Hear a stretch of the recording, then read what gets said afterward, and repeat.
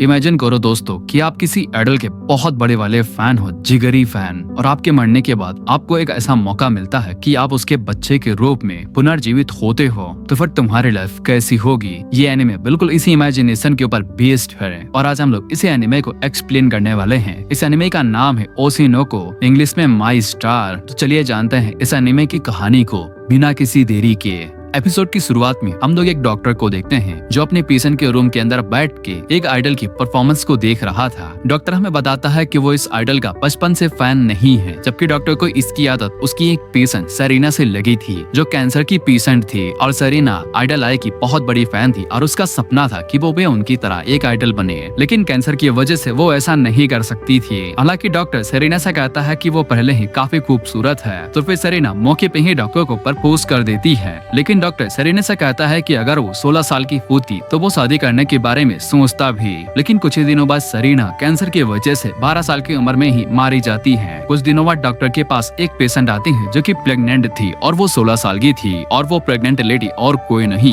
असल में आई थी। डॉक्टर को जैसे ही पता चलता है कि वो लेडी आई है तो वो काफी ज्यादा हिल जाता है, लेकिन इसके बावजूद वो आई से वादा करता है कि वो उसकी डिलीवरी को सक्सेसफुल करेगा। जिसके बाद दिन इसी तरीके से बीतते जाते हैं और वो दिन आ जाता है जब आई की डिलीवरी होने वाली थी। लेकिन डिलीवरी के कुछ टाइम पहले ही डॉक्टर की मुलाकात एक बंदे से होती है। इसे ये पता लग गया था कि आई यहाँ पे प्रेग्नेंट है, तो फिर डॉक्टर उसके पीछे भागने लगता है क्योंकि अगर किसी रिपोर्टर को इसकी भनक लग गई कि आई प्रेग्नेंट है तो फिर उसका पूरा का पूरा कैरियर एक ही बार में बर्बाद हो जाएगा। लेकिन बदकिस्मती से जब डॉक्टर उस बंदे का पीछा कर रहा था तब वो खाई से गिर के मारा जाता है। वहीं पे आई की डिलीवरी सक्सेसफुल होती है और उसे ट्विन होते हैं। लेकिन कमाल की बात ये थी कि डॉक्टर का रिकार्नेशन आई के बेटे के रूप में ही हो गया था और अभी डॉक्टर का नाम एक्वा है और वहीं पे डॉक्टर की छोटी बहन का नाम रूबी था। लेकिन एक्वा को उसकी छोटी बहन से कोई खास फीलिंग नहीं आ रही थी। उसी टाइम पे वहाँ पे आई का मैनेजर आता है जो कि अभी तक आई का गार्डियन बना हुआ था और साथ में उसकी वाइफ मियाको आई थी।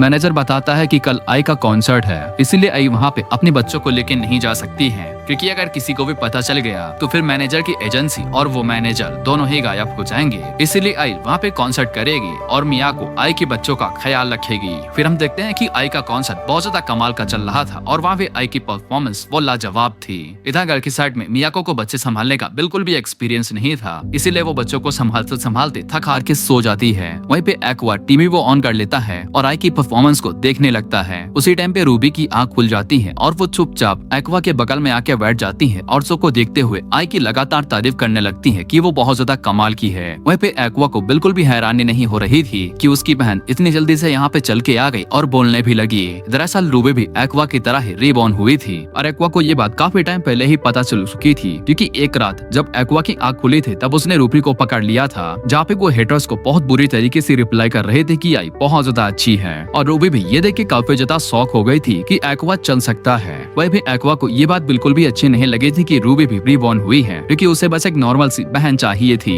फिर हम लोग उसी किलर को देखते हैं जिसने एक्वा को मारा था और वो आई के कॉन्सर्ट को देखते हुए बहुत ज्यादा गुस्से में था और वो कहता है कि आई ने उसे धोखा दिया। जिसके बाद हम लोग देखते हैं कि जब एक्वा को भूख लगती है तब वो भाई अपनी बोतल से ही दूध पीता है, लेकिन वही पे रूबी डायरेक्ट भाई निपल से दूध पी रही थी और साथ ही में वो एक्वा को चिढ़ा भी रही थी, इसीलिए एक्वा को ये चीज बिल्कुल भी पसंद नहीं आती है। खैर आई के जाने के बाद वो दोनों आपस में बातें करते हैं और रूबी बताती है कि वो मरने से पहले एक छोटी बच्ची हुआ करती थी, इसलिए उसके लिए ये सब करना ठीक बात है, लेकिन एक्वा के लिए बिल्कुल भी नहीं क्योंकि वो काफी ज्यादा बड़ा और लड़का है। इसके बाद रूबी को डायपर चेंज करना था तो फिर मियाको उसका डायपर चेंज करने लगती है, लेकिन वो काफी ज्यादा गुस्से में थी क्योंकि मियाको को ऐसा लगा था कि अगर वो किसी मैनेजर से शादी कर लेगी तो फिर उसकी लाइफ सेट हो जाएगी। लेकिन उसने सोचा भी नहीं था कि वो यहाँ पे किसी आइडल के बच्चों के डायपर्स को चेंज करेगी। इसीलिए मियाको प्लान बनाती है कि वो आई की सच्चाई को सबके सामने दिखा देगी और किसी रिपोर्टर को ये न्यूज भेज के कि उसके बच्चे हैं बहुत ज्यादा पैसे कमा लेगी। इसीलिए रूबी भागते हुए एक्वा के पास जाती है और उसको इस बारे में बताती है। इसीलिए वो दोनों प्लान बनाते हैं कि वो लोग मियाको को कैसे संभालेंगे। इसके बाद वो दोनों अपने पीछे एक लाइट रख लेते हैं और मियाको को बेवकूफ बनाते हुए कहते हैं कि वो गॉड के द्वारा भेजे गए डिवाइन मैसेंजर्स हैं और आई को खुद मनोरंजन के देवता ने चुना है, इसीलिए अगर मियाको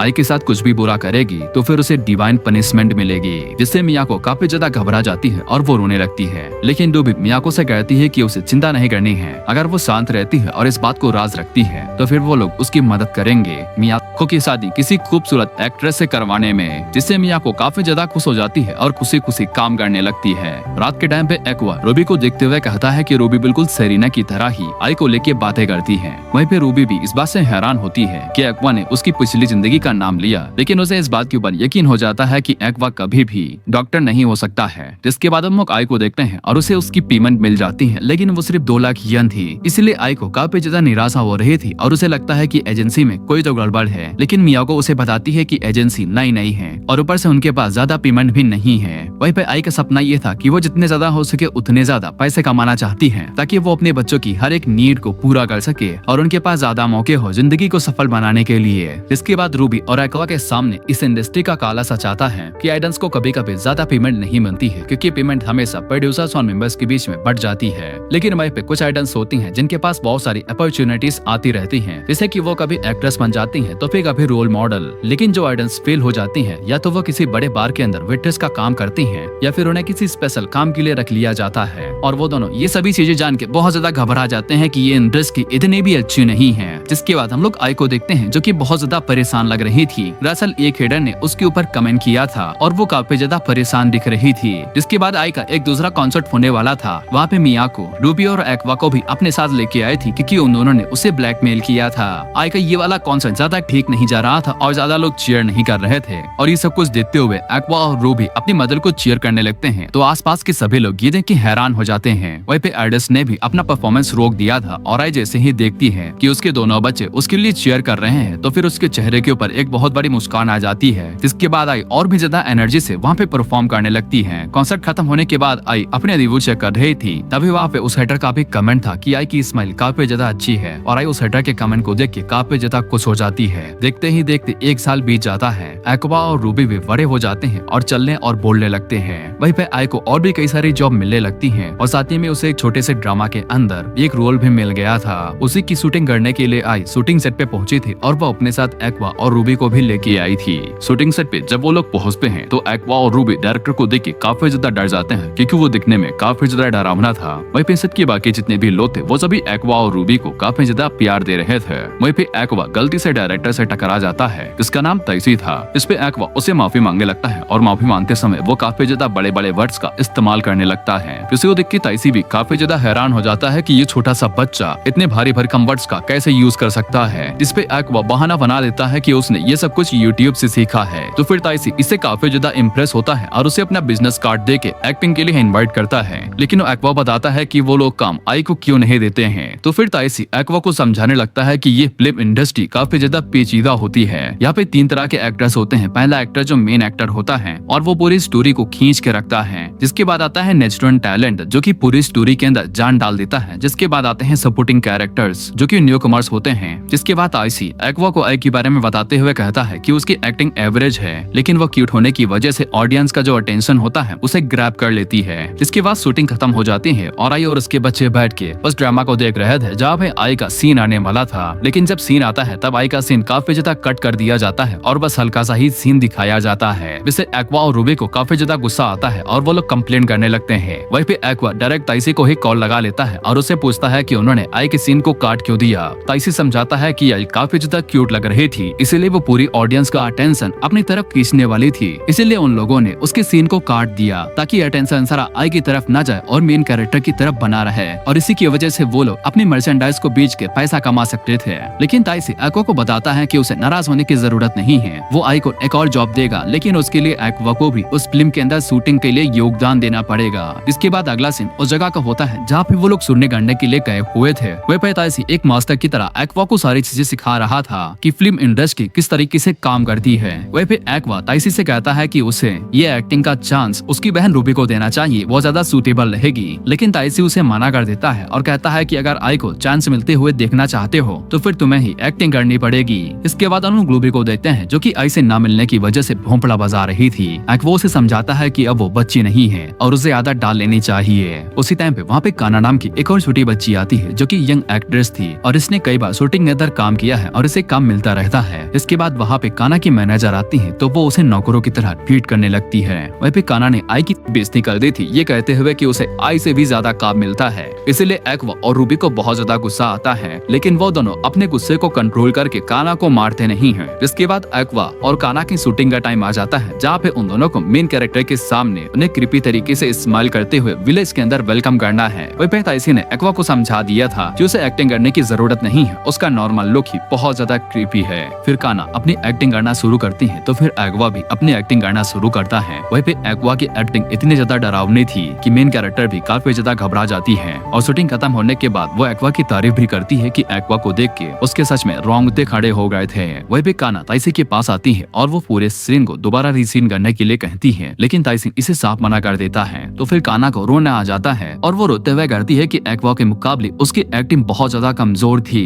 वही पे ताइसी दोबारा एक्वा के साथ बात कर रहा था और वो एक्वा से पूछता है कि एक्टिंग के लिए सबसे जरूरी चीज क्या है। एक्वा बताता है कि एक्टिंग करना और क्या, लेकिन ताइसी बताता है नहीं, एक्टिंग के लिए सबसे जरूरी चीज है कम्युनिकेशन, बातचीत करने की कला। और वो एक्वा को एक और चीज बताता है कि यंग एक्ट्रेस के अंदर जब बहुत ज्यादा ईगो आ जाता है, तब वो अपने हाथों से ही अपने पैर पे कुल्हाड़ी मार लेते हैं और अपने कैरियर को बर्बाद कर लेते हैं, जैसा कि अभी काना के साथ हुआ। और बेचारी काना अभी तक रोए ही जा रही थी। वही भी ताइसी एक्वा से कहता है कि उसे एक्वा के ऊपर बहुत ज्यादा उम्मीदें हैं कि वो एक्टिंग करियर के अंदर बहुत ज्यादा खिताब गाड़ेगा, लेकिन एक्वा साफ मना कर देता है और कहता है कि उसे एक्टिंग करने के अंदर कोई भी दिलचस्पी नहीं है। जिसके बाद हम लोग काना को देखते हैं जो कि रोते रोते एक्वा का नाम अपनी डायरी के अंदर लिख लेती है और वो फैसला करती है कि वो अगली बार से एक्वा से जहाँ भी मिलेगी वो कभी भी एक्वा से नहीं हारेगी। जिसके बाद टाइम स्किप होता है और 3 साल ऐसे ही बीत जाते हैं, जहाँ पे एक्वा और रूबी दोबारा बड़े हो जाते हैं और उन्होंने प्री स्कूल के अंदर भी एडमिशन ले लिया था। वे पे ताइसी की मूवी बहुत ज्यादा हिट हो गई थी, इसीलिए आई भी बहुत ज्यादा फेमस हो गई थी और उसे और भी कई तरह की जॉब मिलने लगती है और उसकी लाइफ अभी बिल्कुल ठीक चल रही थी। इसी बीच स्कूल के अंदर एक्वा रूबी से उसकी पास्ट लाइफ के बारे में पूछता है, तो फिर रूबी बताने से मना कर देती है और अपने मन के अंदर सोचती है कि अगर एक्वा को पता चल गया कि रूबी काफी ज्यादा छोटी थी तो फिर एक्वा उसे सीरियसली नहीं लेगा और उसका काफी ज्यादा मजाक उड़ाएगा, इसीलिए वो बताने से मना कर देती है। वही पे एक्वा बिल्कुल एकदम लड़कों की तरह, प्योर लड़कों की तरह रिकॉग्निशन का पूरा फायदा उठा रहा था और जो भी चीजें उसे मिल रही थी उसे सीख रहा था। इसीलिए वो बचपन से भी कई सारी बुक्स को पढ़ने लगा था और ये सब कुछ देख के टीचर भी हैरान होती है कि 5 साल का लड़का यहाँ पे इतनी भारी भरकम किताब पढ़ रहा है। क्लास के टाइम पे टीचर्स बच्चों से पूछते हैं कि वो लोग कौन कौन से टाइप का डांस करना चाहते हैं। डांस का नाम सुन के रूबी काफी ज्यादा घबरा जाती है और वहाँ से डर के भाग जाती है।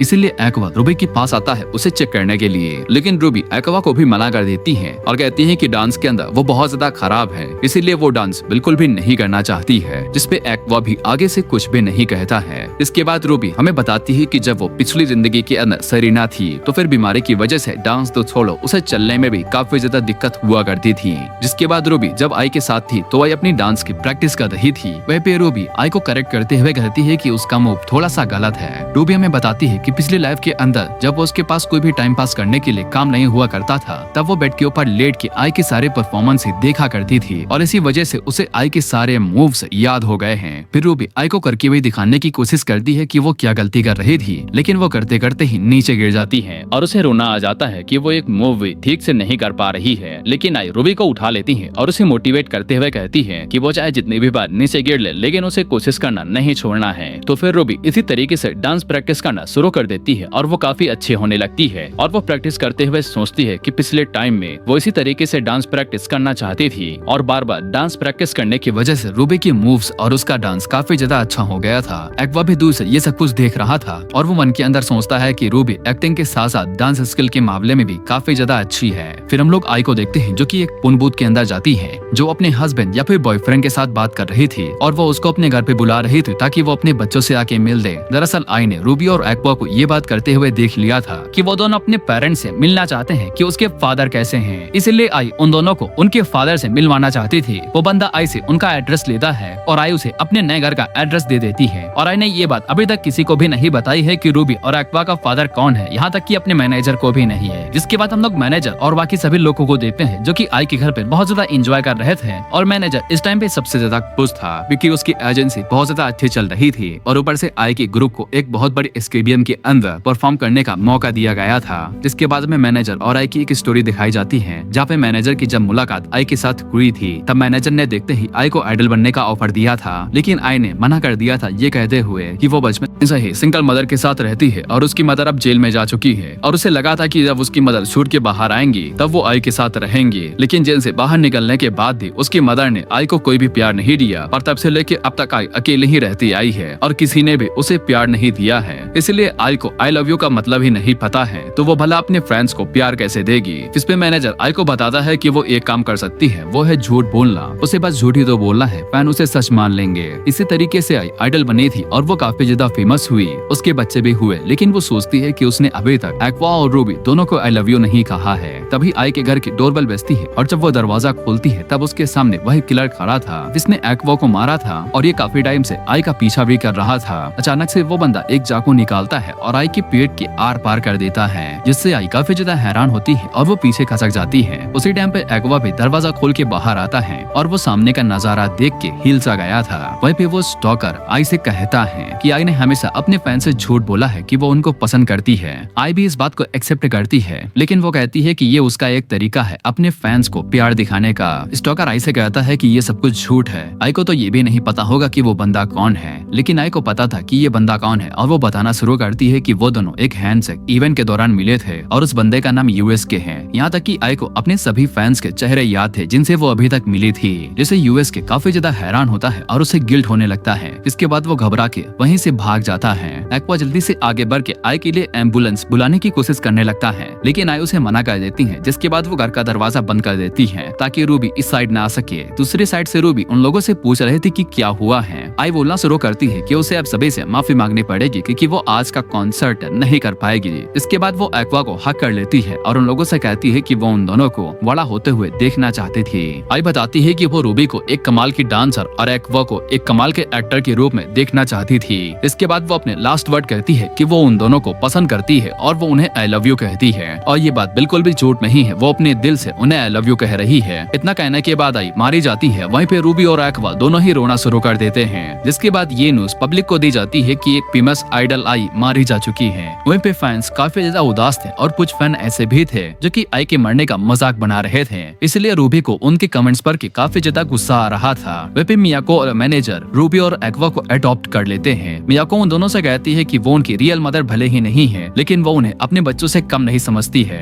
जिसके बाद आई की मौत को समय के साथ साथ भुला दिया जाता है और आई का फ्यूनरल रखा जाता है, जहाँ पे सभी लोग आई के लिए काफी ज्यादा उदास थे। वहीं पे रूबी एक्वा से पूछती है क्या वो बड़ी होके एक आइडल बन सकती है, लेकिन एक्वा उसे मना कर देता है और कहता है कि अगर वो पैसे के लिए कर रही है तो फिर यहाँ पे पैसे कमाने के और भी कई सारे रास्ते हैं। दरअसल एक्वा ये नहीं चाहता था कि रूबी भी बड़ी होके एक आइडल बने, क्योंकि उसका दिल काफी ज्यादा मासूम है। अगर कोई भी फैन उसे हेट करता है तो वो ये सब कुछ सहन नहीं कर पाएगी। लेकिन अचानक से एक्वा को याद आता है कि जिस बंदे ने आई को मारा है उसी बंदे ने डॉक्टर को भी मारा था, यानी कि एक्वा को। इसके बाद वो डॉट्स को कनेक्ट करना शुरू करता है कि आई का कोई फैमिली मेंबर नहीं है, ना ही कोई क्लोज रिलेटिव है, ना ही उसका कोई दोस्त है। मैनेजर और बाकी लोग आई को कुछ भी नहीं कर सकते हैं और तब उसका जाके शक सीधा उसके फादर के ऊपर टूट पड़ता है। और इसके बारे में सोचते ही एक्वा साइको की तरह मुस्कुराते हुए कहता है कि जिस किसी ने भी आई को मारा है वो उसे पाताल से भी खोद के बाहर निकालेगा और उसे अपने हाथों से मारेगा। जिसके बाद एक्वा ताइसी के पास जाता है और उसे रिक्वेस्ट करता है कि ताइसी उसे पाल के बड़ा करे और उसे सब कुछ सिखाए। ताइसी शुरुआत में तो उसे सीरियस नहीं लेता है, लेकिन जब वो एक्वा का डरावना चेहरा देखता है तो वो काफी ज्यादा हैरान हो जाता है। जिसके बाद एक और टाइम स्किप होता है जहाँ पे रूबी और एक्वा मिडिल स्कूल के स्टूडेंट बन चुके थे और वो दोनों अपने स्कूल के लिए निकल रहे थे। वहीं पे एक्वा ने अपने बदले को अभी तक नहीं छोड़ा था और वो सिर्फ बदले की ही राह पे अब चलने वाला था। इसके बाद हमें एक पोस्ट क्रेडिट सीन दिखाया जाता है जिसको आई ने रिकॉर्ड किया था और ये वीडियो रूबी और एक्वा के फर्स्ट बर्थडे का होता है। आई उन दोनों से कहती है कि वो इस वीडियो को इसलिए रिकॉर्ड कर रही है क्योंकि जब वो दोनों 18 साल के हो जाएंगे तब वो सब लोग एक साथ अल्कोहल पीते पीते इसे देखेंगे। इसके बाद वो उन दोनों को आशीर्वाद देती है कि वो दोनों हेल्दी हो और काफी जल्दी बड़े हो जाएं। आई के मरने के बाद कई सारे आइडल ग्रुप्स डिसबैंड हो गए थे, इसीलिए आइडल्स की काफी ज्यादा कमी पड़ गई थी। इसीलिए कंपनी ने एक फॉर्म डाला था कि जिसको भी आइडल बना है वो लोग यहाँ पे आ सकते हैं। इसीलिए 1 लाख से भी ज्यादा लोगों ने वहाँ पे फॉर्म भरा था, जिनमें से एक रूबी भी थी। रूबी सभी चीजों को काफी अच्छे से करती है और वो हर एक दायरे में फिट बैठती है और रूबी को इस बात पूरा यकीन था कि उसे आइडल के तौर पे चुन लिया जाएगा। गाए जाते समय रूबी यही बात सोच रही थी कि उसने अपने दोस्तों से बस 2 ही झूठ बोले हैं। पहला तो उसकी मदर आई है और दूसरा कि वो रीबॉर्न हुई है और उसके पास उसकी पिछली जिंदगी की सारी मेमोरीज है। और जब वो दोबारा रिबॉर्न हुई तो वो आई के बच्चे के तौर पे रिबॉर्न हुई। और आई के मरने से पहले उसने जितना भी टाइम आई के साथ बिताया था वो बहुत ज्यादा बेशकीमती है, इसीलिए वो भी आई की तरह एक आइडल बनना चाहती है। उसी टाइम में एक्वा रूबी के पास आता है और वो उसे पढ़ाई करने के लिए कहता है, क्योंकि हाई स्कूल एंट्रेंस एग्जाम का टाइम आने ही वाला था और वो आइडलिंग के चक्कर में पढ़ाई लिखाई पे ध्यान नहीं दे रही थी। इसके बाद एक्वा वहाँ से जाते हुए कहता है कि वो ताइसी से मिलने के लिए जा रहा है। रूबी में बताती है कि आई के मरने के बाद एक्वा पूरी तरीके से चेंज हो गया। वो ज्यादातर टाइम ताइसी के साथ ही बिताता है और उसने मुस्कुराना बिल्कुल ही छोड़ दिया है। वही भी आई के मरने के बाद मैनेजर पूरी तरीके से गायब हो चुका था और उसका कोई भी आता पता नहीं है। वही पे कंपनी को मियाको संभाल रही थी और आई के जाने के बाद ही 2 साल बाद उसके बैंड को पूरी तरीके से डिसबैंड कर दिया गया था। जिसके बाद रूबी के पास एजेंसी की तरफ से कॉल आता है और वो लोग रूबी को मना कर देते हैं, जिससे रूबी काफी ज्यादा निराश होती है और उसे रोना आ जाता है। लेकिन मियाको उसे गले लगा लेती है और उसे मोटिवेट करती है कि हार जीत चलता रहता है लेकिन उसे कोशिश करना नहीं छोड़ना चाहिए। जिसके बाद हमें पता चलता है कि रूबी को कॉल करने वाला और कोई नहीं एक्वा था। दरअसल एक्वा ने कसम खा ली थी कि वो कभी भी रूबी को आई के नक्शे कदम पे चलने नहीं देगा, फिर उसे चाहे किसी भी हद तक जाना पड़े। लेकिन रूबी की किस्मत कुछ ज्यादा ही चमकीली थी, इसलिए रास्ते के बीच में उसे एक स्काउट मिल जाता है जो उसे अंडरग्राउंड एजेंसी के लिए इनवाइट कर लेता है। घर आने के बाद रूबी ये बात एक्वा और मियाको को बताती है तो फिर उन्हें शक होने लगता है, क्योंकि उन्हें अच्छे से पता था कि अंडरग्राउंड एजेंसी इतनी ज्यादा अच्छी नहीं होती है और उनकी टर्म्स एंड कंडीशन बहुत ज्यादा क्रिटिकल होती हैं। वह भी मियाको को भी पता था कि एक्वा ये नहीं चाहता है कि रूबी कोई आइडल बने, क्योंकि वो नहीं चाहता था कि रूबी का भी हाल आई की तरह हो। इसलिए एक्वा उसी अंडरग्राउंड एजेंसी की एक आइडल के पास जाता है और उसे बेवकूफ बना के अपने साथ ले आता है और उसे इस बात का लालच देके कि वो उसे एक अच्छी एजेंसी के अंदर ज्वाइन करवा देगा। उसे अंडरग्राउंड एजेंसी के बारे में सारी जानकारी ले लेता है। वो आइडल इन लोगों को बताती है कि उनकी अंडरग्राउंड एजेंसी इतनी भी ज्यादा अच्छी नहीं है। वहीं पे उनका मैनेजर सिर्फ एक ही लड़की के ऊपर ज्यादा फेवर करता है और उनकी सैलरी भी काफी ज्यादा कम है। उस लड़की के जाने के बाद मियाको और एक्वा दोनों आपस में बात करते हुए कहते हैं उस एजेंसी के अंदर नहीं जाने देना चाहिए, क्योंकि जो लड़की अभी यहाँ पे आई थी और उसने जो भी बातें बताई हैं वो बिल्कुल सच है। उनकी एजेंसी भी बिल्कुल ऐसा ही किया करती थी। आई उनकी एजेंसी की सबसे फेमस आइडल थी, तो फिर एजेंसी आई के ऊपर ही फेवर किया करती थी। इसीलिए एक्वा मियाको से कहता है कि वो खुद एक आइडल ग्रुप स्टार्ट क्यों नहीं करती है, लेकिन मियाको बताती है कि ये काफी ज्यादा टफ होने वाला है। जिसके बाद हम लोग देखते हैं कि रूबी अपना इंटरव्यू देने के लिए रेडी हो रही थी। वहीं पे एक्वा उसे रोक लेता है और उसे पूछता है क्या वो इसके लिए बिल्कुल सीरियस है, जिसके लिए रूबी हाँ कहती है। तो फिर मियाको रूबी को बताती है कि वो एक आइडल ग्रुप शुरू करने वाली है, इसलिए रूबी को उनकी ही एजेंसी ज्वाइन करना चाहिए। तो फिर रूबी इसके लिए फटाफट मान जाती है और वो कॉन्ट्रैक्ट के ऊपर स्टैंप लगा देती है, क्योंकि घर की एजेंसी में कौन सी बुराई है। इसके बाद हम लोग एक्वा को देखते हैं जो कि पार्ट टाइम जॉब के लिए ताइसी के पास जाता है और वो उसके पास एडिटर की तरह जॉब करता है। और एक्वा का बस एक ही मकसद था कि वो यहाँ पे रह के नॉलेज को इकट्ठा करना चाहता है। बाकी उसका मेन गोल तो उसके बाप को ढूंढ के उसे कुत्ते की तरह पीट के मारना ही था। हालांकि ताइसी बार बार एक्वा को उंगली करते रहता है कि उसे एक्टिंग में करियर बनाना चाहिए, लेकिन एक्वा हमेशा इस बात को टाल देता है। इसके बाद हम लोग देखते हैं कि रूबी और एक्वा का जहाँ पे उन्हें हाई स्कूल के इंटरव्यू के लिए बुलाया जाता है। रूबी का इंटरव्यू काफी अच्छा जाता है, लेकिन एक्वा के मामले में उन लोगों को एक्वा का नाम थोड़ा सा अजीब लग रहा था। और फिर एक्वा और रूबी जब बगल में ही खड़े थे तब उनके बगल से काना गुजरती है और वो एक्वा को देखते ही उसे पहचान लेती है। हालांकि एक्वा को काना के बारे में कुछ भी याद नहीं था, लेकिन काना के बताने पे उसे याद आ जाता है कि काना वही लड़की है जिसके साथ उसने बचपन में थोड़ी बहुत एक्टिंग की थी। फिर वो दोनों थोड़ी देर के लिए बात करते हैं। फिर एक्वा ताइसी के घर के लिए निकल जाता है, लेकिन काना उसका पीछा कर रही थी और वो एक्वा से कई सारे सवाल पूछती है कि वो एक्टिंग करता है या नहीं, वो अभी क्या कर रहा है और वो कौन से मिडिल स्कूल से पास हुआ है। साथ ही में काना शर्माते हुए एक्वा को घर के लिए इनवाइट भी करती है, लेकिन एक्वा इन सभी चीजों के लिए मना कर देता है और काना को अपने साथ ताइसी के घर ले जाता है, जहाँ पे ताइसी काना को देख के कहता है कि तुमसे मिले हुए काफी दिन हो गए हैं, तुम काफी बड़ी हो गई हो। वहीं पे काना एक्वा से पूछती है कि अगर उसने एक्टिंग छोड़ दी है तो फिर वो ताइसी के साथ काम क्यों कर रहा है। इस पे एक्वा बताता है कि वो यहाँ पे बस एक असिस्टेंट की तरह काम करता है बस। जिसके बाद वो सभी लोग बैठ के एक साथ खाना खाने लगते हैं। यहीं भी सभी को पता चलता है कि काना अकेले रहती है। उसके पेरेंट्स थोड़ा गाँवों में रहते हैं तो वो शहर में रहती है अकेले, और अक्सर वो खाना बाहर से ही मंगा के खाती है, इसीलिए वो सभी लोगों के साथ खाना खा के काफी ज्यादा खुश होती है। इसके बाद काना एक्वा को बताती है कि वो किसी मूवी के अंदर एक लीड रोल का एक्ट कर रही है और वो एक्वा को डायरेक्टर से कह के एक रोल दिला सकती है, लेकिन एक्वा इसके लिए साफ मना कर देता है। लेकिन काना जैसे ही अपने प्रोड्यूसर कुबारागी का नाम लेती है तो फिर एक्वा काफी ज्यादा सीरियस हो जाता है। हमें पता चलता है कि आई के मरने के बाद एक्वा को 3 फोन मिले थे, जिनमें से पहला वो पर्सनल यूज के लिए रखी थी और दूसरा बिजनेस यूज के लिए, और जो तीसरा बचा था उसको आई ने यूज करना ही बंद कर दिया था। और जब एक्वा ने उस तीसरे फोन को खोल के निकाला तब उसके अंदर 3 कॉन्टैक्ट्स मिले थे, जिनमें से पहला कॉन्टैक्ट कुबारागी का था।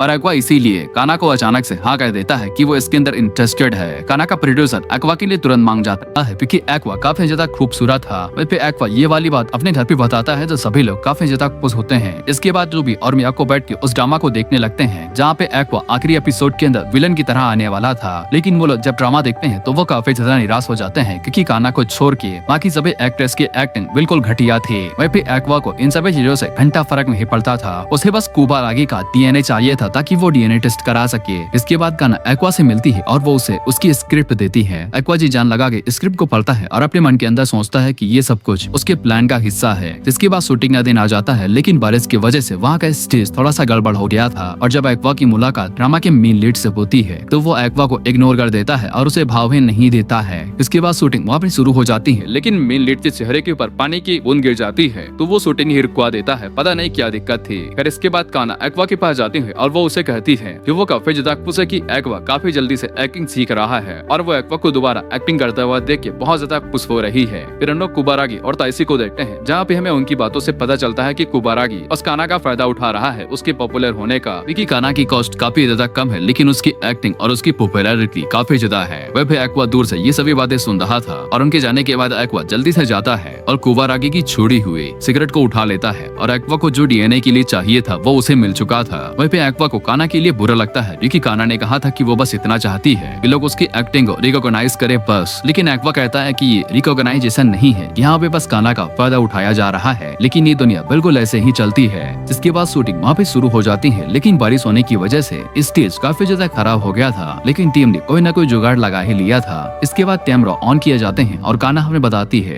कि कैमरा के ऑन होने के बाद माहौल पूरी तरीके से बदल जाता है। सभी लोग सीरियस हो जाते हैं और एक्टर उससे ही सवाल करने लगता है क्या वो सब कुछ ठीक कर रहा है। इसके बाद काना हमें अपने बारे में बताती है कि जब वो छोटी थी तब उसके पास काफी ज्यादा अच्छी एक्टिंग स्किल थी, इसीलिए वो काफी ज्यादा फेमस हो गई। लेकिन समय के साथ साथ लोगों ने उसे भुला दिया क्योंकि वो घमंडी हो गई थी और एक टाइम पे जाके लोग उसे भुला ही दिए थे। लेकिन काना को इस ड्रामा की वजह से अब दूसरा मौका मिला है। हालांकि पहले के 4 एपिसोड वो पूरी तरीके से फ्लॉप गए हैं, लेकिन वो इस आखिरी एपिसोड को शानदार बनाने के लिए अपनी पूरी जान लगा देगी क्योंकि ये एपिसोड इस पूरी सीरीज की जान होने वाली है। लेकिन मांगा के अंदर यही क्लाइमैक्स होता है जहाँ पे हीरो स्टॉकर के साथ भिड़ जाता है, जिसके बाद हीरोइन इमोशनल होकर हीरो से कहती है कि वो अपनी पूरी कोशिश करेगी। वहीं फिर काना ने जब इस मांगा को पढ़ा था तो वो काफी ज्यादा इमोशनल हो गई थी और वो जब भी बार इस पैनल को पढ़ती तो वो उतनी बार इमोशनल हो जाती। इसके बाद हीरो एक्टिंग करना शुरू करता है, लेकिन उसकी एक्टिंग के अंदर कोई भी जान नहीं थी और वो बिल्कुल भी फोकस होकर एक्टिंग नहीं कर रहा था। यहाँ तक कि कैमरामैन और बाकी सभी लोगों को भी कोई फर्क नहीं पड़ रहा था।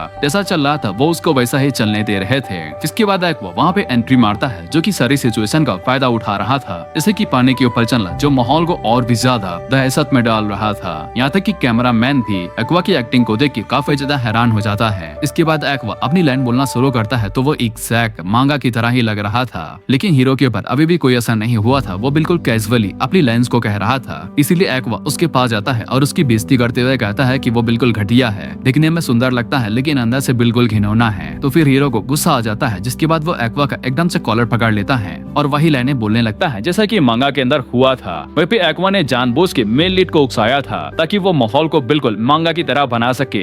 इसके बाद वो काना की तरफ देखता है तो काना को समझ में आ जाता है कि उसे अब यहाँ पे अपनी पूरी जान लगा देनी है क्योंकि एक्वा ने ये स्टेज उसी के लिए तैयार किया है। इसके बाद एक्वा अचानक से चाकू निकालता है और काना के ऊपर हमला कर देता है, लेकिन हीरो एक्वा की कोई पंच मार के उसे दूर फेंक देता है। इसके बाद एक्वा दोबारा खड़ा होता है और अपनी मांगा की लाइंस बोलना शुरू करता है और वो काना की बहुत ज्यादा बेइज्जती करता है। काना भी अपनी लाइंस कहती है और वो बिल्कुल परफेक्ट एक्सप्रेशन देती है जैसा कि मांगा के अंदर था। शूटिंग खत्म होने के बाद मेन लीड एक्वा से माफी मांगता है। एक्वा उसे बताता है कि ये सब कुछ उसके प्लान का हिस्सा था, इसीलिए उसे चिंता करने की जरूरत नहीं थी। इसके बाद काना का सीरीज के लिए आखिरी सीन लेना था जहाँ पे उसे एक ऐसा चेहरा बनाना था जहाँ पे वो बातें करते हुए शर्मा रही थी। इसे ये बात पता चलेगी कि वो मेन कैरेक्टर के प्यार में है। काना बिल्कुल एग्जैक्ट उसी तरह के एक्सप्रेशन देती है जैसा कि मांगा के अंदर था, लेकिन वो एक्वा को देखते हुए ऐसे एक्सप्रेशन दे रही थी। जिसके बाद हम लोग उसी मांगा के ऑथर को देखते हैं जिसके ऊपर ड्रामा बन रहा था और वो ऑथर लास्ट एपिसोड को देख के काफी ज्यादा इमोशनल हो जाती है क्योंकि उसने मांगा बनाई थी और जब ड्रामा बनने वाला था तब वो काफी ज्यादा खराब जा रहा था। इसके बाद इस ड्रामा का लास्ट एपिसोड काफी ज्यादा फेमस होता है और सभी लोग इसे काफी ज्यादा प्यार देते हैं। इसके बाद हम लोग एक पार्टी के अंदर एक्वा और काना को देखते हैं जहाँ वे काना के पास वही मांगा ऑथर आती है जिसको हमने पहले देखा था और वह एक्वा और काना की तारीफ करती है कि उन लोगों ने मांगा की इज्जत को बचा लिया। इसके बाद एक्वा के पास कुबारागी आता है जो कि एक्वा को और भी ज्यादा काम काम देना चाहता था। वह फिर एक्वा कुबारागी से आई के बारे में पूछता है। वह फिर कुबारागी एक्वा से कहता है कि वो उसे आई के बारे में सारी जानकारी देगा, लेकिन उसकी खातिर एक्वा को एक काम करना पड़ेगा और एक्वा इस चीज के लिए हाँ कह देता है। जिसके बाद एक्वा और रूबी का वो दिन आ जाता है जहाँ पे उन्हें पहली बार हाई स्कूल जाना था। वह पे काना उन्हें पहले दिन ही रोक लेती है और उन्हें बताती है कि ये स्कूल ऐसी जगह है जहाँ पे कई सारे फेमस एक्ट्रेस और आइडल आते हैं, लेकिन इसके बावजूद ये एक नॉर्मल स्कूल है। इसके बाद रूबी जब अपनी क्लास के अंदर जाती है तो फिर उसे पता चलता है कि यहाँ पे सभी लोग काफी ज्यादा अच्छे लग रहे हैं। इसके बाद वो अपनी सीट के ऊपर बैठ जाती है और तब इसकी मुलाकात एक मीनामी नाम की लड़की से होती है। वह भी मीनामी रूबी के साथ काफी अच्छे से बात करती है और वो दोनों दोस्त बन जाती है। और जब रूबी मीनामी के बारे में गूगल पे चेक करती है तो वो काफी ज्यादा हैरान होती है। इसके बाद रूबी मीनामी को एक्वा से मिलवाती है। वह फिर एक्वा रूबी की तारीफ करता है कि वो स्कूल के अंदर आती है एक दोस्त बना ली। वह फिर एक्वा ने एक भी दोस्त नहीं बनाए थे, लेकिन रूबी और मीनामी काफी ज्यादा नर्वस हो रहे थे। लेकिन एक्वा उन दोनों से कहता है कि वो यहाँ पे किसी को जानता ही नहीं है, तो फिर उसे नर्वस होने की क्या ही जरूरत है। लेकिन रूबी उसे बताती है कि वो एक को जानती है। जिसकी बात हम लोग देखते हैं कि रूबी के क्लास में एक लड़की लीड से आती है जिसका नाम फ्रेल था, और फ्रेल एक काफी ज्यादा फेमस एक्ट्रेस, डांसरस और सिंगर है। इसीलिए मीनामी और रूबी काफी ज्यादा फेमस होते हैं। वहीं पे रूबी फ्रेल की काफी ज्यादा बड़ी फैन थी और उसी टाइम पे फ्रेल उनके पीछे से जा रही थी तो एक्वा उसके पास जाता है और उसे कहता है कि रूबी उसी की क्लास में है, तो फिर वो रूबी का काफी अच्छे से ख्याल रखे। वहीं पे फ्रेल एक्वा और मीनामी दोनों को ही जानती थी क्योंकि दोनों ही बहुत ज्यादा फेमस नहीं थे, लेकिन दोनों ने ही किसी न किसी शो के अंदर काम किया था। लेकिन जब बात रूबी के ऊपर आती है तो फ्रेल उसे पहचानने से मना कर देती है और उससे कहती है कि उसे मेहनत करनी चाहिए, नहीं तो वो किसी काम की नहीं रहेगी। इसलिए रूबी रोते रोते मियाको के पास जाती है और उससे जिद करने लगती है कि मियाको उसे जितनी जल्दी हो सके उतनी जल्दी आइडल बना दे। लेकिन मियाको बताती है कि उनके पास आइडल के लिए कैंडिडेट्स नहीं है और आइडल्स को ढूंढना कोई बच्चों का खेल नहीं है। उसी टाइम पे एक्वा मियाको से कहता है कि उसके पास एक बहुत अच्छा कैंडिडेट है जो कि अभी फ्रीलांसर का काम कर रही है, और एक्वा के मन के अंदर काना का थॉट चल रहा था। जिसके बाद हम लोग रूबी को देखते हैं जो कि काना से मिलने का मौका ढूंढ रही थी और वो उसे बैंड को ज्वाइन करने के लिए रिक्वेस्ट करने वाली थी। इसीलिए एक्वा रूबी की मदद करता है और वो काना को कॉल करके मिलने के लिए बुलाता है। और फिर काना को ऐसा लग रहा था कि एक्वा उसे अपने प्यार को कन्फेस करने वाला है, इसीलिए उसके मन के अंदर लड्डू फूटने लगते हैं। लेकिन जब वो मिलने के लिए जाती है तब उसे वहाँ पे रूबी भी दिखाई देती है, तो फिर उसका मुंह बन जाता है और वो रूबी से कहती है कि उसके पास 20 सेकंड है, 20 सेकंड के अंदर जो भी कहना है जल्दी कहो। तो फिर रूबी काना को आइडल ग्रुप ज्वाइन करने के लिए कहती है, लेकिन काना इसके लिए साफ मना कर देती है और मन के अंदर सोचती है कि वो भी एक एक्ट्रेस बनना चाहती है, लेकिन अगर वो आइडल बन जाती है तो फिर इसमें कोई बुराई नहीं है। लेकिन अगर वो आइडल नहीं बन पाती है तो फिर उसका एक्टिंग का करियर भी पूरी तरीके से बर्बाद हो जाएगा। इसके बाद उसके पास करने के लिए कुछ भी नहीं बचेगा। लेकिन उसी टाइम पे एक्वा आगे बढ़ता है और वो काना को रिक्वेस्ट करने लगता है कि वो आइडल ग्रुप को ज्वाइन कर ले, लेकिन काना इसके बावजूद मना कर देती है। वो दोनों इसी तरीके से लड़ते रहते हैं और आखिर में हम लोग देखते हैं कि काना कॉन्ट्रैक्ट को साइन कर देती है। इसके बाद काना एक्वा से पूछती है क्या उसे कोई नई जॉब मिली, तो फिर रूबी उसे बताती है कि एक्वा को एक डेटिंग शो के अंदर एक जॉब मिली है। इस पे काना डेटिंग शो के बारे में बताती है कि ये एक ऐसा शो होता है जहाँ पे जो भी कैरेक्टर आपस में डेट करते हैं वो रियल लाइफ के अंदर भी डेट करने लगते हैं। इसके बाद हमें बाकी शो के एक्टर से मिलवाया जाता है, जिसमें से पहले थी यूकी जो कि एक पर्सन मॉडल है। इसके बाद आता है नोबुयुकी जो कि एक डांसर है। जिसके बाद आती है अकाने जो कि एक एक्ट्रेस है। चौथे नंबर पे है मेमे चो जो कि एक यूट्यूबर है, हम इसे मेमे कहेंगे। और आखिर में आता है केंगो जो कि एक फेमस बैंड से है और ये सभी लोग हाई स्कूलर है। और आखिर में हमारा एक्वा,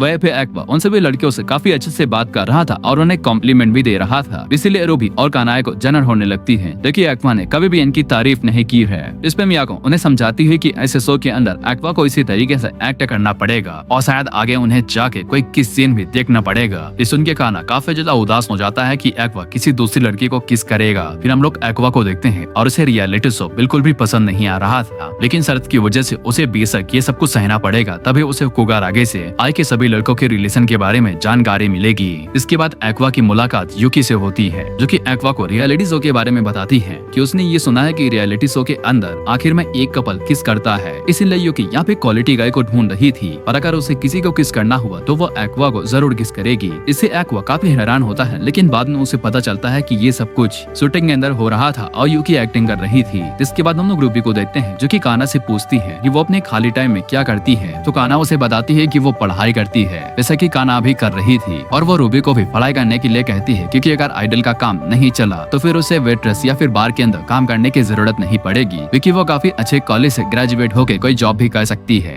लेकिन इतना सच समझाने के बावजूद रूबी के दिमाग में कोई भी बात नहीं घुसी थी। उसी टाइम पे वहाँ पे मियाको आती है जो अपने साथ एक कैमरा लेके आई थी और वो उन लोगों को बताती है कि आजकल आइडल्स सोशल मीडिया की वजह से भी काफी ज्यादा फेमस होती हैं। वो यूट्यूब पे अपनी वीडियो पोस्ट करती हैं जिससे जिससे उनके सब्सक्राइबर बढ़ते हैं और जब वो ऑफलाइन शो करते हैं तो वो सब्सक्राइबर वहाँ पे उन्हें देखने के लिए आते हैं। लेकिन काना को इसके ऊपर यकीन नहीं था, क्योंकि ऑनलाइन सब्सक्राइबर्स के ऊपर भरोसा नहीं किया जा सकता है कि वो शो देखने के लिए आएंगे या नहीं आएंगे। लेकिन मियाको उन्हें समझाते हैं कि ट्राई करने में क्या ही जाता है, और वो उनकी मदद करने के लिए यहाँ पे एक फेमस यूट्यूबर को भी लेके आई थी जो अपने चेहरे के ऊपर मास्क पहनता है और सिर्फ चड्डी पहनता है। और काना उसे देख के डायरेक्ट था कि कह देती है, लेकिन रूबी को उसके बारे में पता था कि इसका नाम पियोन है, जो कि अपनी मसल एक्सरसाइज के बारे में डांस करते हुए बताता है। लेकिन काना को पियोन से कोई भी उम्मीदें नहीं थी। लेकिन जब पियोन उसे बताता है कि वो हर साल यूट्यूब से 10 करोड़ कमाता है तो काना की आंखें बाहर आ जाती हैं और वो तुरंत गिव अप कर देती है। पियोन उन्हें यूट्यूब से रिलेटेड सारी चीजें समझाता है कि यूट्यूब को कैसे ग्रो किया जाता है, लेकिन उनके पास कोई भी सब्सक्राइबर नहीं है और ना ही कोई बेस्ड है, इसीलिए वो लोग किसी बड़े यूट्यूबर के साथ कोलैब करके अपने सब्सक्राइबर्स को बढ़ा सकते हैं। और पियोन उन्हें एक ऑफर देता है कि अगर वो दोनों उसके साथ 1 घंटे तक परफॉर्म करती हैं तो फिर वो उन्हें मौका देगा उसके चैनल के ऊपर फेस रिवील करने के लिए, और वो उनके साथ कोलैब भी करेगा। इसके बाद दोनों ही पियोन की बात मान जाती हैं और उसके साथ डांस परफॉर्म करने लगती हैं। लेकिन धीरे धीरे करके उनकी हालत खराब होने लगती है, लेकिन जैसे तैसे वो लोग 1 घंटे तक सर्वाइव कर लेती हैं। इसके बाद पियोन उन दोनों से कहता है कि वो अपना फेस रिवील करके अपने बारे में बता सकती हैं, जिसपे दोनों ही अपना फेस रिवील करती हैं और अपने आइडल ग्रुप के बारे में बताती हैं। और जब नाम बताने की बारी आती है तब काना रूबी को आगे करती है। रूबी काफी देर तक नाम के बारे में सोचती है, जिसके बाद वो अपना नाम बताती है, रिकोमोची, जो कि उसकी एजेंसी का ही नाम है।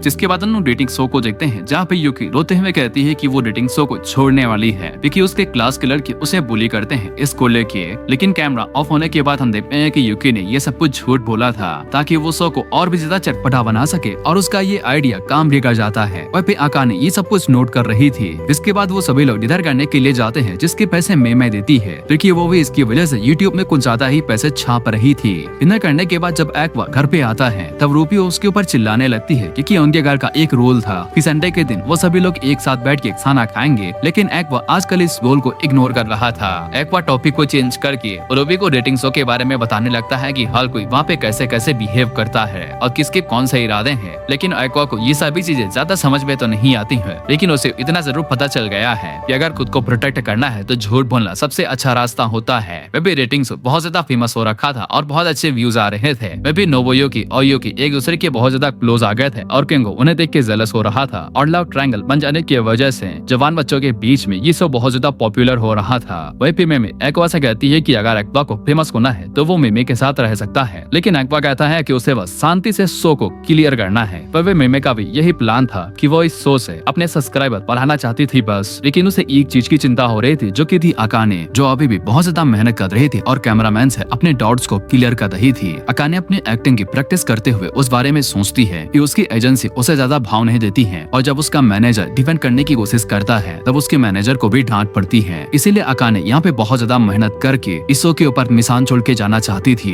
वहीं पे हम लोग रूबी को देखते हैं और उसे एक ड्रिंक पसंद नहीं आता है, तो वो उसके बारे में ट्विटर पे ट्वीट करके बुराई लिखने वाली थी, लेकिन काना उसे मना करती है और उसके ऊपर चिल्लाते हुए कहती है कि अगर वो ऐसे ही किसी ब्रांड की बेइज्जती करती रहे तो फिर उसे फ्यूचर में कोई भी ब्रांड प्रमोशन नहीं मिलेगा। फिर हम लोग अकाने को देखते हैं और जब वो अपने रिव्यू चेक कर रही थी तब उसे पता चलता है कि लोग उसके बारे में ऐसी बातें कर रहे थे कि वो लोग अकाने के बारे में भूल चुके हैं और उसे शायद शो को भी छोड़ देना चाहिए। इसलिए अकाने अगले दिन शो के अंदर अटेंशन लेने की कोशिश करती है और वो यूकी और नोबुयुकी के बीच में आके नोबुयुकी को अपने साथ लेके जाती है। वही भी लोग इस चीज को देख के ये कमेंट करते हैं कि अकाने को शो छोड़ देना चाहिए। इसके बाद यूकी अकाने के नेल पेंट कर रही थी और यूकी अकाने से कहती है कि उसे पता है कि अकाने कैसा फील कर रही है, लेकिन अकाने अपनी बात को क्लियर करते हुए कहती है कि वो शो के ऊपर बस निशान छोड़ना चाहती है और कुछ भी नहीं। तो फिर यूकी अकाने से कहती है कि अगर ऐसा है तो फिर अकाने को यूकी के साथ फाइट करनी पड़ेगी। इसके बाद हमें कुछ कमेंट दिखाए जाते हैं जहाँ पे लोग सिर्फ यूपी को ही सपोर्ट कर रहे थे और वो अकाने के ऊपर बिल्कुल भी ध्यान नहीं दे रहे थे। फिर जब अकाने नोबुयुकी के साथ बात करने की कोशिश कर रही थी उसी टाइम पे यूकी उसे अपने साथ लेके जाती है, लेकिन गलती से अकाने का हाथ यूकी के चेहरे के ऊपर लग जाता है और उसके ऊपर एक कट पड़ जाता है, जिससे वहाँ पे एक टेंस सिचुएशन बन जाती है और शूटिंग वूटिंग भी रुक जाती है क्योंकि यूकी एक मॉडल थी, इसीलिए उसके चेहरे के ऊपर कट लगना बहुत बड़ी बात थी। वहीं पे अकाने रोने लगती है और वो कहती है कि वो ये सब कुछ करना नहीं चाहती थी, लेकिन यूकी उसे गले लग जाती है और उससे कहती है कि उसे पता है कि अकाने ये सब नहीं करना चाहती थी और उन दोनों के बीच में ये मसला सॉर्ट आउट हो जाता है। एक्वा अपने मन के अंदर सोचता है कि ये सब कुछ देखने में बिल्कुल ऐसा लग रहा है कि दो दोस्तों के बीच में लड़ाई हुई है, लेकिन उन दोनों ने उसे साउट आउट कर लिया है। लेकिन असली लड़ाई तो अब इंटरनेट पे हो रही। फिर हम लोग ट्विटर पे देखते हैं जहाँ पे लड़ाई चल रही थी। कुछ लोग अकाने को सपोर्ट कर रहे थे तो कुछ लोग युगी को। यहाँ पे सबसे ज्यादा फेवर युगी को ही मिल रहा था और सभी लोग उसी के लिए सिंपैथी दिखा रहे थे और कुछ लोग तो अकाने को मरने के लिए भी बोल रहे थे। फिर जब अकाने ट्विटर से कहती है तो फिर उसे ये सब कुछ दिखाई देता है और वो काफी ज्यादा उदास हो जाती है। इसी चक्कर में वो ब्रेकफास्ट भी नहीं करती है और जब स्कूल जाती है तो कई सारी लड़कियां पीठ पीछे उसी के बारे में बात कर रही थी, इसीलिए वो रात को डिनर भी नहीं करती है। जिसके बाद वो दोबारा ट्विटर को चेक करती है तो लोग अभी भी उसके बारे में बुराई कर रहे थे। मेमे और बाकी सभी लोगों को अकाने की चिंता हो रही थी तो वो लोग उससे पूछते हैं क्या उसने खाना खाया, क्या वो ठीक है। लेकिन अकाने इन सभी चीजों के बारे में सोचते सोचते घर से बाहर निकल जाती है और मैसेज करके उन्हें भी बता देती है। लेकिन मेमे उसे बताती है कि टाइफून आने वाला है, वो बाहर क्या कर रही है। लेकिन अकाने चलते चलते एक ब्रिज के ऊपर आ जाती है और काफी ज्यादा थक चुकी थी क्योंकि उसके अंदर ताकत भी नहीं बची थी।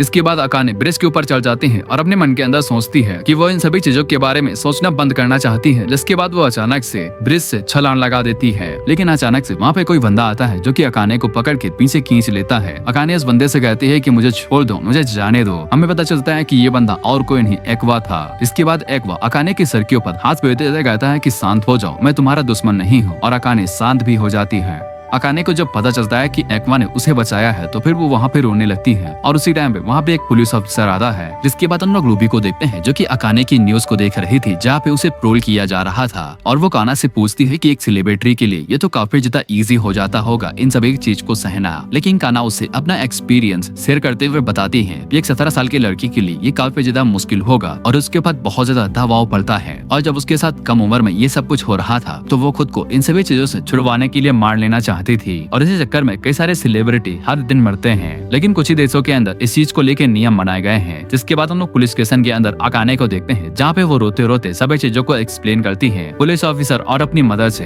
अकाने की मदर को भी अकाने के बारे में कुछ भी नहीं पता था क्योंकि वो रियलिटी शो नहीं देखती थी और उन्हें इंटरनेट के बारे में भी ज्यादा नहीं पता था। इसीलिए वो अकाने से पूछती है कि अकाने ने उन्हें क्यों कुछ नहीं बताया। अकाने कहती है क्योंकि वो उन्हें परेशान नहीं देखना चाहती थी। जिससे अकाने की मदर भी काफी ज्यादा इमोशनल हो जाती है। इसके बाद हम देखते हैं कि मिया को एक्वा के पास जाती है और वो उसे कहती है कि मैं तुम्हारे ऊपर बहुत ज्यादा प्राउड करती हूँ कि तुमने अकाने की मदद की। हालांकि एक्वा मियाको से कहता है कि उसने कुछ भी फ्री में नहीं किया है, वो बाद में अकाने से ट्रीट लेगा। इसके बाद अकाने बाहर निकलती है और तभी वहाँ पे बाकी सभी मेंबर्स भी आ जाते हैं। वहीं पे यूकी अकाने के ऊपर एक खींच के थप्पड़ मारती है और बाद में उसे गले लग के कहती है कि उसे अगर कोई भी परेशानी थी तो वो उनके साथ बात कर सकती थी। जिसके बाद एक्वा आगे बढ़ता है और वो अकाने से पूछता है क्या वो अभी भी शो को कंटिन्यू करना चाहती है। इस पे अकाने उसे बताते हैं कि उसने शो के लिए काफी ज्यादा मेहनत की है और उन लोगों ने भी उसे बहुत ज्यादा सपोर्ट किया है, इसीलिए वो शो को कंटिन्यू करना चाहती है। एक्वा ठीक है कह के वहाँ से निकल जाता है। दरअसल एक्वा को पता था कि शो के जितने भी हेड्स हैं वो जानबूझ के अकाने को विलन की तरह दिखा रहे हैं ताकि वो शो को और भी ज्यादा मजेदार बना सके।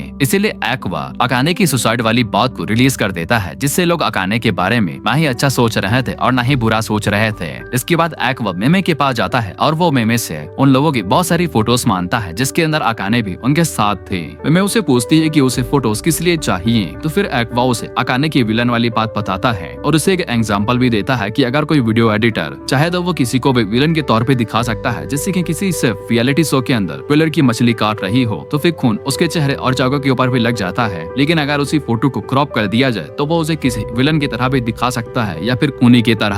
और वो लोग उन फोटोज का इस्तेमाल करके अकाने की इमेज को चेंज कर सकते हैं क्योंकि लोग अकाने के बारे में कम ही जानते हैं। इसीलिए मेमे भी एक्वा की बात मान जाती है और वो उसके साथ काम करने वाली थी उन सभी फोटोज को पोस्ट करने के अकाउंट को हैंडल करने के लिए। वह पे यूकी एक्वा से कहती है कि वो लोग उस क्लिप का भी इस्तेमाल कर सकते हैं जहाँ पे यूकी ने अकाने को गले लगाया था और उससे पूछा था क्या सब कुछ ठीक है। इसके बाद एक्वा शो के प्रोड्यूसर के पास जाता है और उसे अकाने की रॉ क्लिप्स मांगता है, लेकिन प्रोड्यूसर देने से मना कर देता है। जिसपे एक्वा उसे बताता है कि उसे पता है कि वो लोग अकाने को शो के अंदर विलन की तरह दिखा रहे हैं ताकि वो शो को चटपटा बना सके। प्रोड्यूसर इस बात को एक्सेप्ट करता है और कहता है कि उनके पास सभी राइट्स हैं कि वो अकाने की हर तरह की क्लिप्स को इस्तेमाल कर सकते हैं और न ही वो अकाने को किसी चीज के लिए फोर्स कर रहे हैं, वो सब कुछ अपने मन से ही कर रही है और वैसे भी वो एक कमाल की लड़की है, वो इन सभी चीजों को संभाल सकती है। इस पे एक्वा प्रोड्यूसर से कहता है कि वो एक प्रो है, वो सिर्फ 17 साल की है जो इन सभी चीजों की वजह से बहुत ज्यादा परेशान है और कौन सा ऐसा एडल्ट होता है जो किसी बच्चे को प्रोटेक्ट नहीं करता है। डायरेक्टर इस बात को सुन के एक्वा की तरफ हैरानी से देखता है और बाद में सम्मानने लगता है।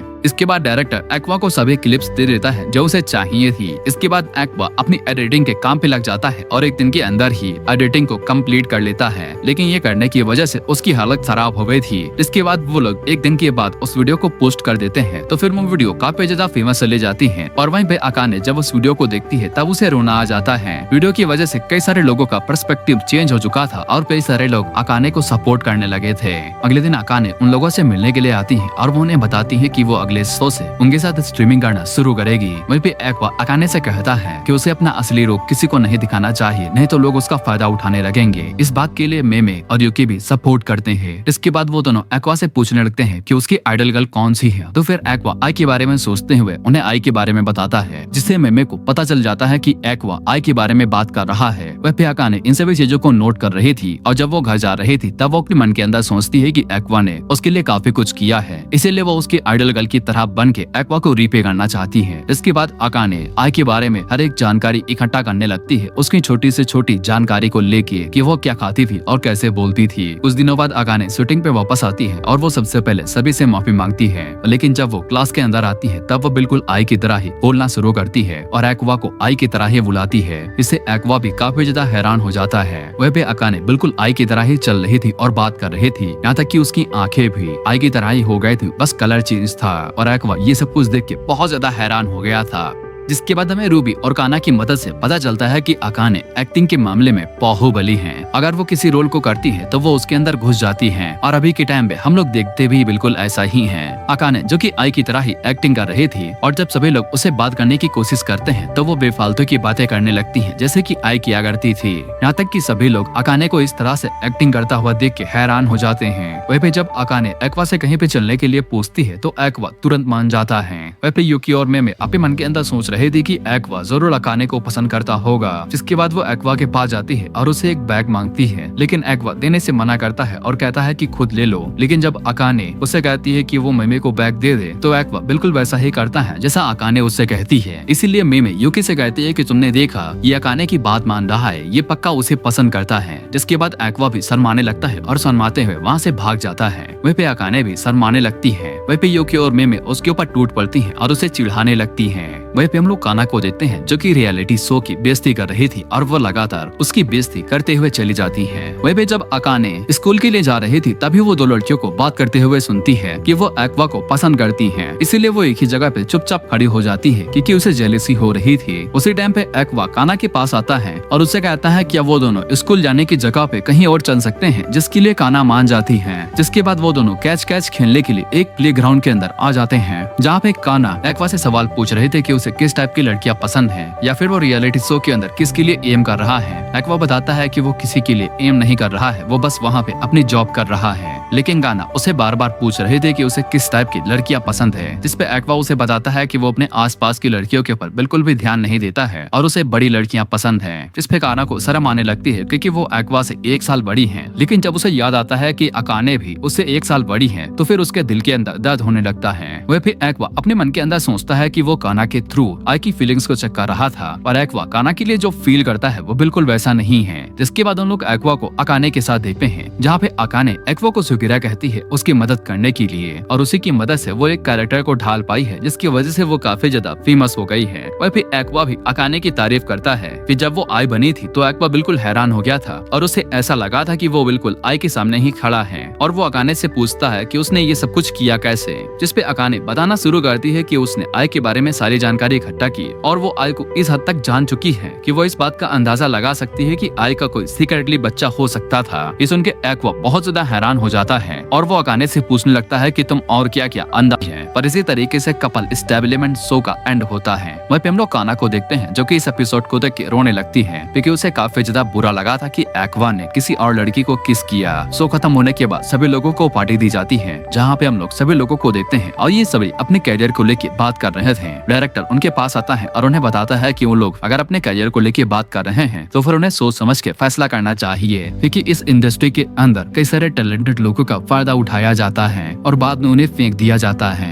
इसके बाद हम लोग एक्वा को देखते हैं जो कि कुबाराकी के पास जाता है इन्फॉर्मेशन लेने के लिए। इससे कुबाराकी एक्वा को बताता है कि वो लोग आई के बारे में सारी बात सुशी खाते हुए करेंगे। इसके बाद हम लोग देखते हैं कि यूकी एक्वा के पास आती है, जिसके बाद वो डायरेक्ट एक्वा को अकाने के साथ बिठा देती है, जहाँ पे अकाने एक्वा से पूछती है कि उनका आगे क्या होगा। इस पे एक्वा कोई भी सीधा जवाब नहीं देता है और वो कहता है कि उसे अपनी फ्यूचर को लेकर चिंता है, इसलिए वो अभी के लिए अपने कैरियर के ऊपर ही फोकस करेगा। लेकिन अकाने के बार बार पूछने पे कि एक्वा उसे पसंद करता है या फिर उसके इमेजिनरी कैरेक्टर यानी कि आई को, तो फिर एक्वा अकाने को बताता है कि वो उसके अंदर इंटरेस्टेड है, लेकिन एक एक्ट्रेस के तौर पे, जिससे अकाने खुश हो जाती है। जिसके बाद वो एक्वा को बताती है कि यूकी और नोबुयुकी एक दूसरे को डेट कर रहे हैं और उसने शो के अंदर नोबुयुकी को इसलिए एक्सेप्ट नहीं किया था क्योंकि वो अपनी रिलेशन को सीक्रेट रखना चाहती थी और नोबुयुकी उसका पहला बॉयफ्रेंड है। इसके बाद सभी लोग अपने घर के लिए निकल जाते हैं, लेकिन मेमे और एक्वा एक साथ जा रहे थे क्योंकि उनका घर दूसरी तरफ पड़ता है। वहीं पे मेमे एक्वा को अकाने का नाम लेके कुछ ज्यादा ही चिढ़ा रही थी, लेकिन वो बाद में सीरियस होकर एक्वा को बताती है कि वो सबसे पहले आइडल बनना चाहती थी, लेकिन प्लान सही से नहीं चला, तो फिर वो एक यूट्यूबर बन गई। ये सुनने के बाद एक्वा मेमे से कहता है कि अगर उसे आइडल बनना है तो वो उसकी एजेंसी के अंदर पार्टिसिपेट कर सकती है। मेमे को पहले तो यकीन नहीं होता है, लेकिन जब वो एक्वा का चेहरा देखती है तो वो काफी ज्यादा हैरान हो जाती है। जिसके बाद एक्वा मियाको को मेमे से मिलवाता है, जहाँ पे मेमे अपने बारे में सब कुछ मियाको को बताती है। हालांकि वो एक चीज को छुपा रही थी। मियाको इस बात को भाप लेती है और उससे पता चल जाता है कि मेमे अपनी एज को छुपा रही है और वो मेमे से कहती है कि अपनी एज को छुपाना कोई बड़ी बात नहीं है। इससे मेमे को रिलीफ मिलता है। जिसके बाद वो आगे बढ़ के मियाको को अपनी एज के बारे में बताती है, तो मियाको बहुत ज्यादा हैरान होती है और अपनी उंगलियों से गिनना शुरू करती है। वहीं पे एक्वा अंदाजा लगा के बताता है कि मेमे 3 साल बड़ी होगी, लेकिन मेमे उसे बताती है कि वो 4 साल बड़ी है, यानी कि मेमे अभी 25 साल की है। और वहीं पे आइडल को ज्वाइन करवाने की उम्र 16 साल से 20 साल के बीच में होती है। जिसके बाद मेमे अपनी चले गए और उसकी मदर भी काफी हद तक ठीक हो गई, लेकिन उसकी उम्र निकल चुकी थी। अब वो किसी भी आइडल ग्रुप को ज्वाइन नहीं कर सकती थी। इसके बाद वो मियाको से कहती है कि अब वो लोग उसे बिल्कुल ही मना कर देंगे, लेकिन उसी टाइम पे वहाँ पे रूबी आती है, जिसने मेमे की पूरी कहानी सुन ली थी और वो मेमे से कहती है कि उसे कोई फर्क नहीं पड़ता है कि उसकी उम्र कितनी है, सपनों की कोई भी उम्र नहीं होती है, और वो उसे अपने आइडल ग्रुप के अंदर इनवाइट करती है। वहीं पे काना ने भी उसकी कहानी सुनी थी तो उसकी आंखों में आंसू आ गए थे। जिसके बाद एक्वा जब काना से पूछता है उसे कोई दिक्कत तो नहीं है, तो काना उसे बिल्कुल गुस्से में बोलती है और एक्वा को इग्नोर करके मेमे को भी ग्रुप के अंदर इनवाइट करती है। फिर हम देखते हैं कि इन दिनों के यूट्यूब चैनल के ऊपर 10,000 सब्सक्राइबर्स पूरे हो जाते हैं, जिससे रूबी काफी ज्यादा खुश होती है। लेकिन मेमे उन्हें बताती है कि उन लोगों ने अभी तक इंट्रोडक्शन वीडियो ही अपलोड किया है, उसके अलावा कुछ भी नहीं। जिसपे रूबी बताती है कि उन्होंने प्रेसिडेंट से बात की है और जब तक वो लोग कोई नया म्यूजिक नहीं निकाल लेते हैं तब तक वो कुछ भी नहीं कर सकते हैं। लेकिन मेमे बताती है कि उनके पास एजेंसी के अंदर और भी कई सारे पुराने म्यूजिक हो सकते हैं जिनका वो लोग इस्तेमाल कर सकते हैं। वह पे काना ये सुन के काफी ज्यादा घबरा जाती है क्योंकि अब एक आइडल होने के नाते उन्हें डांस प्रैक्टिस करनी पड़ेगी। इसके बाद वो तीनों काफी देर तक डांस प्रैक्टिस करती हैं और वहीं पे काना प्रैक्टिस करते करते काफी ज्यादा थक जाती है और वो खुद के डिसीजन के ऊपर शक करने लगती है कि उसने इन लोगों को ज्वाइन करने के लिए हाँ क्यों बोला था। उसी टाइम पे एक्वा काना के पास आता है और उसे पानी की बोतल देने की कोशिश करता है। काना शुरुआत में तो सहमती है, लेकिन जब उसे किस सीन के बारे में याद आता है तो वो बोतल लेने से मना कर देती है। एक्वा काना से कहता है कि वो उसके बारे में अच्छे से जानता है कि वो बुरा भला कहती है, लेकिन जब भी वो एक्वा के साथ ऐसा बर्ताव करती है तो एक्वा को दर्द होता है। जिसके बाद एक्वा वहाँ से चला जाता है।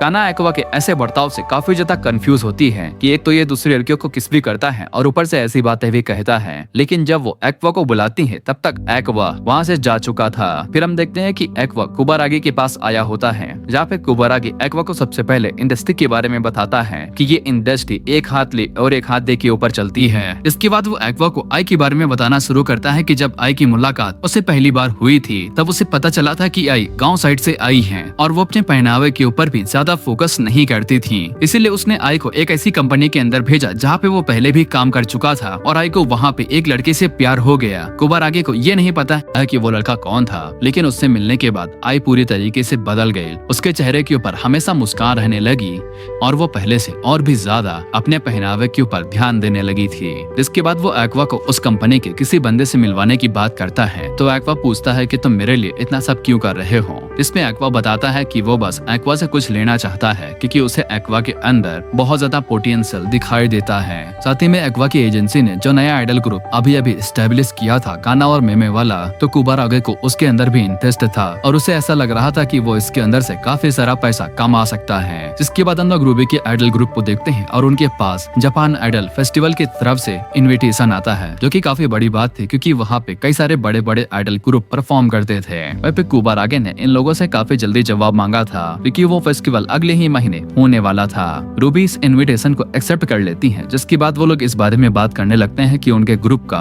सेंटर गर्ल कौन बनेगा। सेंटर गर्ल काफी ज्यादा इंपॉर्टेंट टॉपिक होता है आइडल ग्रुप का, क्योंकि जो सेंटर गर्ल होती है उसे हर एक मामले में खड़ा उतरना पड़ता है, फिर वो चाहे सिंगिंग हो, डांसिंग हो या फिर क्यूट दिखना हो। वहीं पे रूबी और मेमे के बीच में लड़ाई होने वाली थी कि मैं बनूंगी सेंटर गर्ल, लेकिन जब उन दोनों की नजर काना के ऊपर पड़ती है तो वो काना को सेंटर गर्ल बनने के लिए मनाने लगते हैं, क्योंकि उसकी सिंगिंग काफी ज्यादा अच्छी थी। लेकिन काना इसके लिए मना करने लगती है। इसके बाद रूबी और वो लोग डिसाइड करते हैं कि जो भी कैरियोके के अंदर ज्यादा पॉइंट्स लेके आएगा वही सेंटर गर्ल बनेगा। इसके बाद हम लोग देखते हैं कि रूबी को 47 पॉइंट मिलते हैं, वहीं पे मेमे को 57। इसके बाद वो दोनों ही एक दूसरे की कंप्लेंट करने लगती हैं। लेकिन जब वो दोनों कैरियोके के अंदर काना की रिकॉर्डिंग्स को सुनती हैं तो वो काफी ज्यादा हैरान हो जाती हैं, क्योंकि काना की रिकॉर्डिंग बहुत ज्यादा कमाल की थी। इतना लोग काना को देखते हैं जिसे 97 पॉइंट मिले थे सिंगिंग के अंदर। इसके बाद रूबी और मेमे दोनों ही काना को रिक्वेस्ट करने लगते हैं कि वो सेंटर गर्ल बन जाए, लेकिन काना साफ मना कर देती है और वो उनके ऊपर चिल्लाने लगती है। तो फिर रूबी और मेमे काना से रिक्वेस्ट करते हैं कि अगर उसे सेंटर गर्ल नहीं बनना है तो फिर वो उन दोनों की हेल्प ही कर दे, जिससे उनकी सिंगिंग थोड़ा सा इम्प्रूव हो जाएगी। इसके बाद काना उनकी हेल्प करना शुरू करती है और वो बाद में बीच में आके गाना गाना शुरू करने लगती है। इसके बाद मियाको उनके पास आती है और उनसे कहती है क्योंकि उन्होंने हर चीज को डिसाइड कर लिया है तो वो उनकी मदद करने के लिए यहाँ पे किसी को लेके आई है। वहीं पे काना को लग रहा था कि ये एक्वा होगा, लेकिन असल में वहाँ पे पियोन आया था। रूबी और मेमे पियोन को देख के काफी ज्यादा खुश हो जाती हैं। इसके बाद पियोन उनकी मदद करना शुरू करता है और वो उन्हें काफी ज्यादा ट्रेनिंग करवाता है। दूसरे दिन शाम के टाइम पे वो तीनों ट्रेनिंग खत्म करने के बाद आराम कर रहे थे। वहीं भी काना बालकनी के पास खड़े होकर सोच रहे थे कि इन दोनों के अंदर इतनी एनर्जी आती कहाँ से है। उसी टाइम पे उसके पास पियोन आता है जो कि काना से कहता है कि अगर उसकी सिंगिंग काफी ज्यादा अच्छी है तो फिर वो सेंटर गर्ल बनना क्यों नहीं चाहती है। जिसकी काना उसे बताती है कि सेंटर गर्ल बनने का मतलब है पूरे ग्रुप का चेहरा बनना, और काना ये जिम्मेदारी अपने कंधों पे उठाना नहीं चाहती है क्योंकि लोग उसे गैर जिम्मेदार समझते हैं। लेकिन पियान को ऐसा नहीं लगता था। तो फिर काना उससे पूछती है कि तुम मेरे बारे में क्या ही जानते हो। तो फिर पियान काना के बारे में सारी चीजें बताना शुरू करता है और ये सब बातें सुन के काना भी काफी हैरान होती है कि पियोन को उसके बारे में ये सब कुछ पता है। और वो पियोन से पूछती है क्या वो उसका फैन है। इस पे पियोन हाँ कहता है। वहीं पे काना अपने मन के अंदर सोचती है कि पियोन इतना ज्यादा अच्छा है, उसे एक्वा का पीछा छोड़ के पियोन के साथ ही सेट हो जाना चाहिए, और वैसे भी पियोन मिलियंस में कमाता है। इसके बाद वो लोग अपनी प्रैक्टिस को इसी तरीके से चालू रखते हैं और पियोन काना का पूरा ध्यान रख रहा था, उसे पानी की बोतलें दे दे के। इसके बाद में पता चलता है कि पियोन असल में एक्वा था, बल्कि असली वाला पियोन तो वेकेशन बनाने के लिए बीच पे गया हुआ था। वहीं पे पियोन भी इस बात से हैरान होता है कि उन लोगों को अभी तक पता ही नहीं चला कि मास्क के पीछे एक्वा है, और पियोन एक्वा की एक्टिंग स्किल्स की तारीफ करता है। रणमग रूबी को देखते हैं जिसे रात में नींद नहीं आ रही थी, तो फिर काना उसे सोने को कहती है, नहीं तो वो अगले दिन शो के दौरान थकी थकी रहेगी और उनका शो भी खराब जा सकता है। लेकिन रूबी को इसके बावजूद नींद नहीं आ रही थी। इसके बाद वो काना को अपनी लाइफ का एक किस्सा बताने लगती है कि पिछले टाइम के दौरान में उसके पास एक अंधेरे कमरे में जीने के लिए कुछ भी नहीं था। इसके बाद उसकी मुलाकात एक ऐसे बंदे से होती है जो कि उसका पहला प्यार था, जो हमारा डॉक्टर था। और जब डॉक्टर ने सरीना से ये कहा कि अगर वो आइडल बनती है तो फिर डॉक्टर उसका नंबर 1 फैन बना रहेगा। और तब से लेके अब तक सरीना आइडल बनने के पीछे ही हाथ धो के पड़ चुकी थी, और इसलिए रूबी इस दुनिया की नंबर 1 आइडल बनना चाहती थी ताकि डॉक्टर उसका फैन बन जाए। रात के टाइम पे काना पानी पीने के लिए नीचे जाती है, तब उसे पियोन का मास्क उतरा हुआ दिखाई देता है, और क्योंकि पियोन अपना मास्क कभी भी नहीं उतारता था तो वो चुपके से उसका चेहरा देखने की कोशिश करती है, और तब उसे पता चलता है कि मास्क के पीछे पियोन नहीं असल में एक्वा था। और वो ये देख के काफी ज्यादा हैरान होती है और उसे इतना बड़ा झटका लगता है कि वो रात में सो ही नहीं पाती है, इसीलिए दिन के दौरान वो काफी ज्यादा थकी थकी रहती है। वहीं पे काना शो के लिए काफी ज्यादा नर्वस हो रही थी और धीरे धीरे उसे उसके पास्ट लाइफ की मेमोरीज याद आने लगती हैं कि जब वो बचपन में सिंगिंग किया करती थी तो फिर लोग उसे काम देने के लिए मना करने लगते थे, यहाँ तक कि उसकी मदर भी उसे छोड़ के चली गई थी। लेकिन उसी टाइम पे काना के पास रूबी आती है जो कि उससे ज्यादा घबराई हुई थी, और वो काना से कहती है कि जैसे जैसे शो का टाइम आ रहा है तो वो और ज्यादा घबराती जा रही है। हालांकि काना उसे समझाने की कोशिश करती है कि घबराने से कुछ भी नहीं होगा, लेकिन रूबी जब काना के हाथों को छूती है तब उसे पता चलता है कि काना के हाथ भी ठंडे हैं, और वो काना से पूछती है क्या वो भी नर्वस है। इससे काना इस बात को स्वीकार करती है कि वो भी भयभीत है, और वो रूबी से कहती है कि टीम के अंदर रहना काफी ज्यादा डरावना होता है, क्योंकि अगर काना अकेले फेल होती है तो फिर कोई बड़ी बात नहीं है, लेकिन अगर उसके फेल होने की वजह से टीम फेल होती है तो फिर उसे बहुत ज्यादा दुख होगा। हालांकि रूबी काना से कहती है कि उसे चिंता करने की जरूरत नहीं है, वो लोग एक टीम के अंदर है, अगर वो फेल होते हैं तो भी कोई बुरी बात नहीं है, और उन्हें हमेशा चैलेंजेस का सामना करना चाहिए। इससे काना के अंदर भी थोड़ा बहुत मोटिवेशन आ जाता है। इसके बाद उनके परफॉर्म करने की बारी भी आ जाती है, और वो लोग अपने ड्रेस वेस पहन के स्टेज के ऊपर चले जाते हैं परफॉर्म करने के लिए, और काना परफॉर्म करने के लिए पूरी तरीके से रेडी थी। उनका शो शुरू होने से पहले हम लोग पहले वाले ग्रुप के कुछ फैंस को देखते हैं जो कि आई के फैन थे और उन्हें इस ग्रुप से कुछ खास उम्मीदें नहीं थी। जिसके बाद वो तीनों परफॉर्म करने के लिए आती हैं और वहाँ पे काना देखती है कि ज्यादातर लोग वेमे को सपोर्ट करने के लिए आए थे और कुछ लोग रूबी को सपोर्ट कर रहे थे। बाकी वहाँ पे उसकी एक भी ग्लो स्टिक नहीं थी। हम देखते हैं कि रूबी ने अपने लिए रेड, वेमे ने अपने लिए येलो ग्लो स्टिक को चुना था और वहीं पे काना ने व्हाइट ग्लो स्टिक को चुना था।